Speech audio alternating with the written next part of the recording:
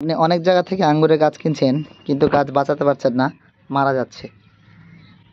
কয়েকটি জিনিস খেয়াল করে যদি গাছ কিনতে পারেন, তাহলে সেই গাছ মারা যাওয়ার সম্ভাবনা থাকবে না। আমি বলবো 3টি বিষয় খেয়াল করে যদি গাছ ক্রয় করেন, সেক্ষেত্রে গাছ মারা যাওয়ার সম্ভাবনা নেই বললেই চলে।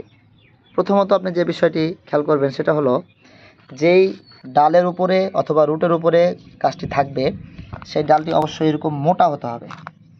এরকম মোটা ডালের উপরে যদি চারা হয়, তাহলে সেই গাছটি মারা যাওয়ার সম্ভাবনা থাকবে না। আর যদি হ্যাংলা পাতলা হয়ে থাকে, হ্যাংলা পাতলা ডালের উপরে যে গাছটি, ওটা গোড়াটা নড়ে যায় অনেক সময়, বা ওটা ভেঙে যায়, বিভিন্ন কারণে গাছ নষ্ট হয়ে যায়। তো আপনারা প্রথম যে বিষয়টা লক্ষ্য করবেন সেটা হলো, মোটা ডালের উপরে যে চারাটা থাকবে সেই চারাটা নেবেন।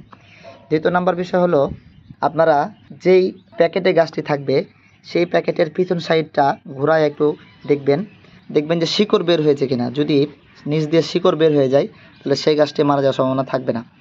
3 নম্বরে যে বিষয়টি লক্ষ্য করবেন সেটি হলো, এরকম গাছের আগাগুলো দেখে নেবেন। এরকম আগা যদি সলিড থাকে বা একদম কচি হয়ে থাকে, তাহলে সেই গাছগুলো দ্রুত বৃদ্ধি পাবে এবং গাছগুলোর গ্রোথ ভালো হবে।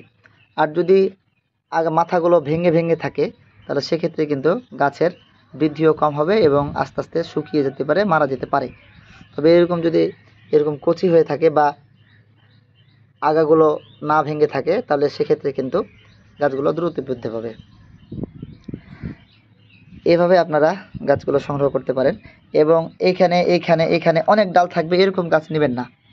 গাছ নেবেন এক ডাল বিশিষ্ট। এই যে দেখেন, একটা কাটিংয়ের উপরে, একটা মোটা ডালের উপরে এখান থেকে একটাই ডাল বের হয়েছে, এরকম জাতের টাইপের গাছগুলো নেবেন। তো সেই গাছগুলোর গ্রোথ ভালো হবে, গাছগুলো মারা যাওয়ার সম্ভাবনা থাকবে না। এবং যেখান থেকে নেবেন বা যে কুরিয়ার করবে, তাকে একটু জিনিস লক্ষ্য করতে হবে, সেটা হলো গাছের গোড়া যেন নড়ে না যায়।